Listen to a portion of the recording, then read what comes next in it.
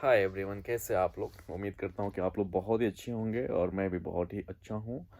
Actually क्या है कि बहुत सारे कुछ लोगों का मेरे पास मैसेज आया था कि उन लोगों ने कहा था कि सर आपने एचपीसी के बारे में सारी चीज़ बताई और कुछ पार्ट्स मैकेनिकल के बारे में आपने बताई थी, एमएपी वगैरह के बारे में कि सर हम लोग थोड़ी सी ज़्यादा कंफ्यूज हैं कि स्विमिंग पूल्स वगैरह के बारे में कुछ टेक्निकल्स प्लस मेंटेनेंस की चीज़ बताते हैं कि सर स्विमिंग पूल में मतलब जैसे कि मेंटेनेंस के लिए हम जाते हैं या एज पर स्विमिंग पूल की मुझे कुछ पॉइंट चाहिए, नॉलेज चाहिए, तो उसके बारे में बता दें कि सर हमें क्या करना चाहिए और हमें कैसे करना चाहिए।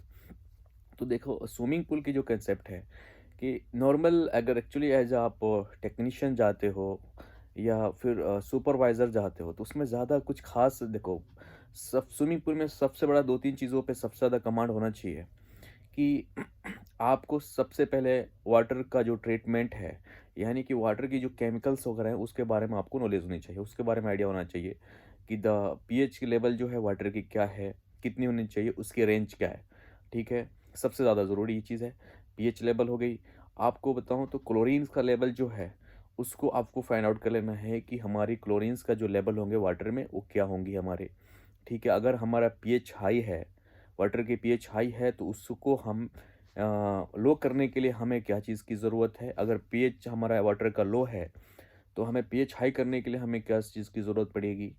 तो हम जो है ये चीज़ 2 चीज़ जो है हमें बहुत ही ज़्यादा ज़रूरी है जानना कि पहले हम ब्रोमीन वगैरह यूज़ करते थे, बट आज के डेट में हम क्लोरीन यूज़ करते हैं। क्लोरीन जो है हम 2-3 टाइप में यूज़ करते हैं।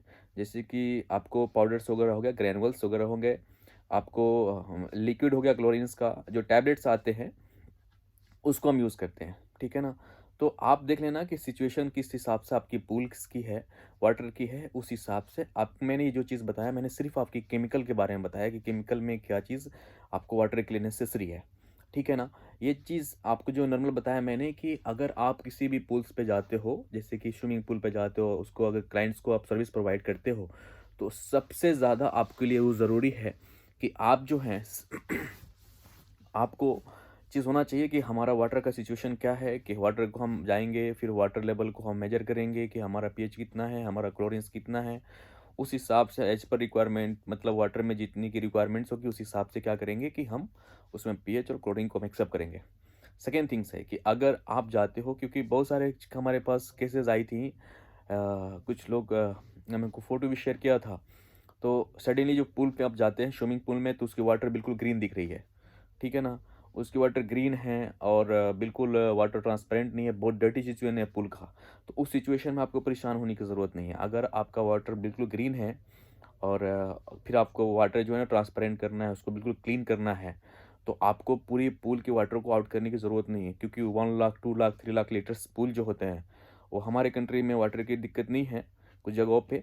बट आप जैसे कि आप यूरोपियन कंट्रीज़ में आएँगी या आएँगे या फिर आपको गल्फ़ कंट्री वगैरह में जाएँगे, तो वहाँ पे क्या है कि पानी की थोड़ी-सी ये है, तो वहाँ पे क्या है कि हम हर एक पूल्स के हम पानी को आउट नहीं कर सकते। हम क्या है करते हैं कि उस वाटर को हम प्यूरीफाई करते हैं, उसके मतलब केमिकल के थ्रू उसको प्यूरीफाई करके हम उसको ठीक करते हैं, ट्रांसपेरेंट करते हैं। तो अगर ऐसा पूल का सिचुएशंस है, वाटर बिल्कुल ग्रीन है, डर्टी लो मतलब बिल्कुल डर्टी सिचुएशन है वाटर में, तो आप सबसे पहले पूल में क्या है ना कि पूल को शॉकिंग करो। ठीक है? शकिंग का कांसेप्ट क्या होता है ना कि पूल का शकिंग करने का मकसद ये होता है कि हम उसमें जो है मिनिमम आपको जैसे 2 लाख लीटर्स वाटर है पूल्स में, तो उसमें हम 1 केजी आपको क्लोरीन डालते हैं पाउडर के फॉर्म में।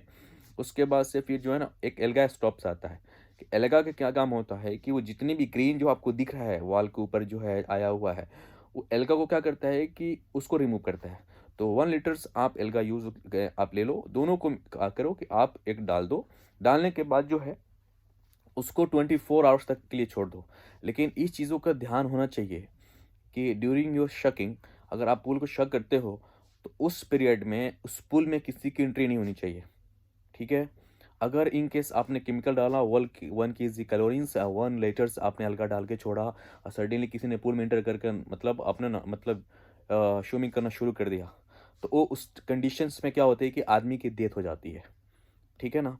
तो इस चीज़ों पे ध्यान रखें कि जब पूल को शकिंग करें तो आप जो है वहाँ पे एक नोटिस बोर्ड लगा दें कि ये मतलब पूल अंडर डेड मतलब जो भी चीज़ आपको कंटेंट्स वहाँ पे लिखना है कि आप लिख के कम से कम 24 आवर्स के बीच पहले कोई यूज़ ना करें। ठीक है? आप 24 आवर्स के बाद जो है क्योंकि आप जाएँगे तो देखेंगे आपकी वाटर नॉर्मल हो गई है। बिल्कुल जो वाटर की कलर है बिल्कुल वो डिफरेंट हो गई है, जितने भी बैक्टीरियाज़ वगैरह हैं, जो इतनी सारी डेथ्स हो गई हैं, एल्गा भी अपने डाउन चला गया होगा। उसके बाद से क्या करें कि आप जो है वैक्यूम स्टार्ट कर दें, वैक्यूम के बाद से जो ब्रशिंग्स वगैरह जो भी होते हैं उसके करने के बाद से, ब्रशिंग करने के बाद से, सारा चीज़ करने के बाद से उसमें जो है आप उसको अलाउ कर सकते हैं यूज़ करने के लिए। लेकिन अगर 24 आवर्स के बाद भी अगर पूल का वाटर का कलर नहीं जाता है, तो आप जो है सेम प्रोसेस जो है फिर उसमें केमिकल आप डालें, ठीक है? केमिकल सेम केमिकल डालें, उसके बाद से फिर आप टिल फिर 24 आवर्स तक जो है उसको छोड़ दें, ठीक है ना? क्योंकि कभी-कभी ऐसा होता क्या है कि 24 आवर्स में जो है वो जाता नहीं है और वहाँ पे हमने जितना as per requirement of the pool मैंने जो भी केमिकल डाली थी